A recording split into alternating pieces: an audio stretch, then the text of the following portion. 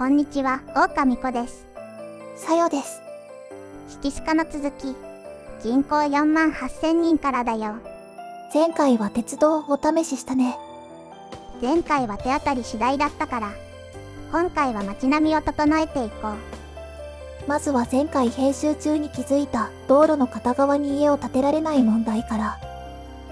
信号設定を探してこの辺を触ったら、何の設定かも何が初期状態かもわからなかったやつだね。このゲーム、テキストから内容を察することは不可能です。とりあえずここは解決。おっと、電力が心もとないね。ちまちま増設するのも面倒だし、ここは原発を建てちゃおう。燃料も謎の濃縮プロセスも必要ない優しい世界。核廃棄物すらでないクリーンエネルギーだ。いきなり家の隣に原発を建てられたら、あなたならどうしますか？さっさと引っ越し。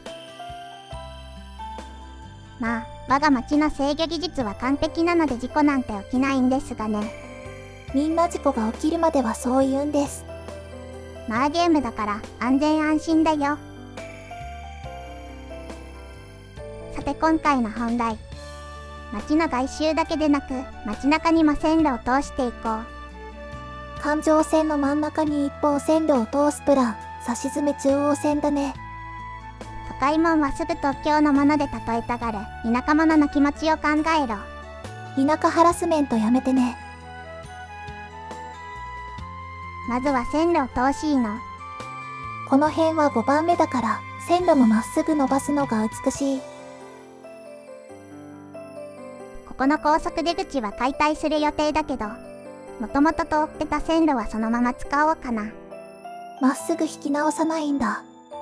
国鉄は市長の権限では何ともしがたく、という設定を今思いついたよ。お上には逆らえてもお上には逆らえない。という設定もだけど、線路はラウンドアバウトみたいなブループリントがないから、高速道路と比べるとまっすぐ引きたい動機がないね。そんな線路の敷設が先行していれば、街が5番目にならない未来もあったのかも。道がぐねるのも意味があるからね。リアル思考はむずいよ。あ、そうだ。鉄道でちょっと気になってた施設があるんだよね。多層式の地下鉄ハブ。見ての通り超巨大。線路が2組通ってるね。地上と高架に1組ずつ。複数の路線をつなぐには便利そう。それはそうだけど、これが欲しいのは地上の鉄道側でしょう。これが地下鉄専用であることに納得がいかないと。ということで触ってみたけど、やっぱり地下鉄専用っぽい。じゃあ今回は採用見送りですか？乗り換え駅とか駅ビルとかできると夢が広がったんだけど、基本的なパーツで愚直に作っていこうか。ということで、ハブはなかったことにしまして。引き続き中央線を伸ばしていこう。都会もんの傲慢を許すな。しばらく黙々工事タイム。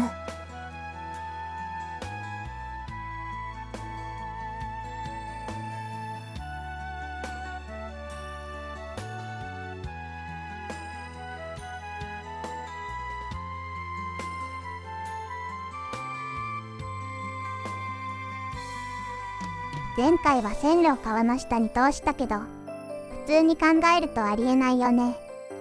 ちょっとした事故で水没不可避。建設事情には詳しくないけど、どう考えても橋を架ける方が安上がりで安全だ。そういうところにもリアルさは現れる。リアリティ至上主義ではないけど、ある種の説得力にはなるよね。さて、一旦こんなものかな。非破壊的なメンテまでにしておこう。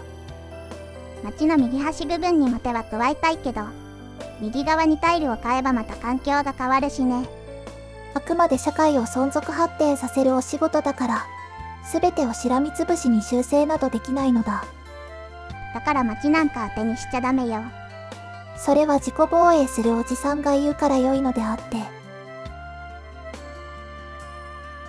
さてさて、本日最後の修正。道行く車を観察だ。どうやら農作物を輸出するところみたいだね。トラクターで高速道路を爆走するスタイル。それはさておき、産業について軽く調べたんだけど、こういう天然資源を使った特化産業って立ち位置が特殊っぽいんだよね。特殊というと、簡単に言うと、特化産業は製品の材料しか作らないよ。材木、鉄インゴット、プラスチックまでは作るけど、それは商業地区でいるものではないね。そうすると材木を輸出して家具を輸入するのか。だから特化じゃない産業を近くに置くと遠距離輸送を減らせるね。なおベーカリーからは騒音と汚染が。我々は何を食べさせられているんだ。ということで、林業、石油業の近くも一般産業を増やして、今回はここまで。車は減ってはいないような、それでも動きは良くなってるような。まあ業務内容とか取引相手とか、一瞬で変わるものじゃないよね。要観察ですか。輸送網の方はタイル間の空白が気になってたけど、鉄道を通す隙間としてうまく機能したね。